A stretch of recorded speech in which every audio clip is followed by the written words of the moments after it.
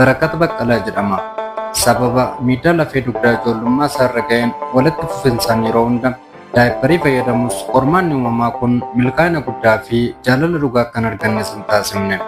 Dhiyeenya kana muummeen Arsiitiin digirii isaa jalqabaa eebbifameen waancaa kan argate Barakat seenaa jaalallee isaa kan imala humna kun hunda duuba jirtuu fi yeroo rakkinaatti sanniimne haala namoota hedduuf abdii namaaf kennuun ifa godheera.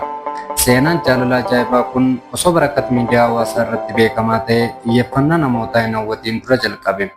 Barakat osoo jaalala ishee waliin hin jalqabiin waa'ee dhukkuba isaa fi daayipparii akka fayyadamu bal'inaan itti himus bifa qaama isaa caala keessa isaa fi humna isaatiin dursa kennitee isa cinaa dhaabachuuf murteessite.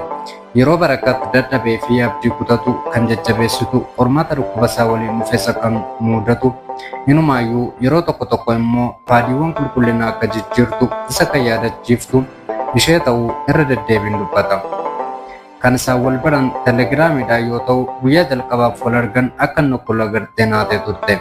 Dhukkuba isaa daayipparii isaa fayyadamaa jiru gaafattimus deebistee miira jijjiiramaa hin qabaanneef murteessitee itti hafte. Amma Barakat karaa sooshaal miidiyaa jaalalaa fi deeggarsa argateera. Beekamtii isaa faana gaaffiin gaa'elaa fi dinqisiifannaan hedduun itti roobus inni garuu yeroon hin qabne isheen hin dhiisne yeroon qabutti isheen dhiisu jechuun amanamummaa fi kabaja jaalalleessaaf qabu ifatti agarsiiseera. Seenaan kun barumsa jireenya ajaa'ibaa jaalalli dhugaan meeshaalee fi dandeettii qaamaa akka caalu kan mirkaneessuu fi haala kamiyyuu mo'uun akka danda'amu seenaa haala dinqiin barsiisudha. Kun gidduu baayogiraafiidha.